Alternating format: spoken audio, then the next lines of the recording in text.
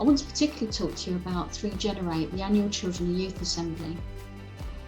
It's going ahead in October, and we're really excited to say that we've got an amazing programme. We've got volunteer groupings who've been working on this programme since January last year, and there'll be some exciting activities and events and opportunities within that together, including mass worship and an opportunity to just be in the same space with other people from across the Methodist Connection.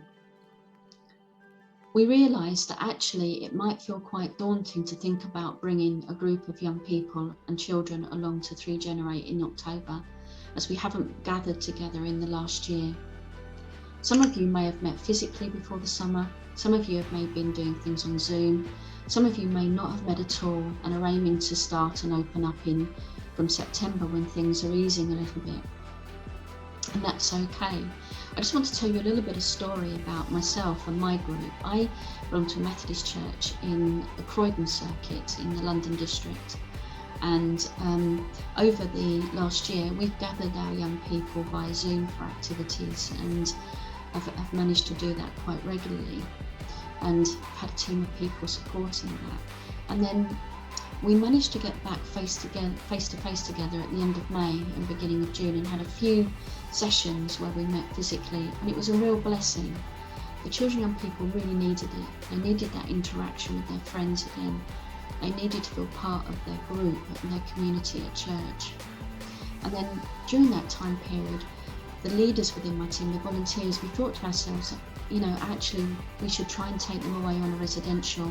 We usually do this every year, but sort of felt that we weren't sure if we could do it. But we spoke to different people at our church and found that lots of people offered us little parts of time to build up this residential and to make it happen. And we managed to turn it around in 6 weeks. Now, it did feel daunting, but because different people came in and said, for example, "I will cook for you, we'll help transport equipment." Parents and carers said, "Do you know what, we're happy to transport children or to share that transportation." Different people said they could offer different bits.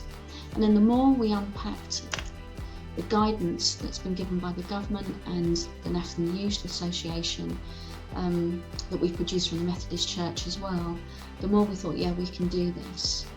And we did it together. Now, it was so transformational, not only for those children and young people, but for the staff and volunteers that were involved as well in this residential.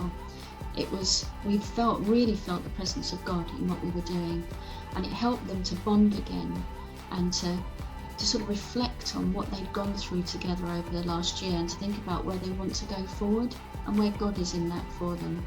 It was really just something that I'm still feeling quite buoyant about and excited about, and is enabling us to go into starting again in September and to think afresh about our ministry with children and young people in my church.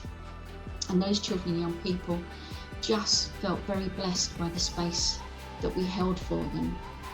So although it did feel difficult, I had many people who held out their hand to help. And that's what we want to do. We want to hold out our hands to help you get your children and young people in your ministry at your church along to 3Generate this year.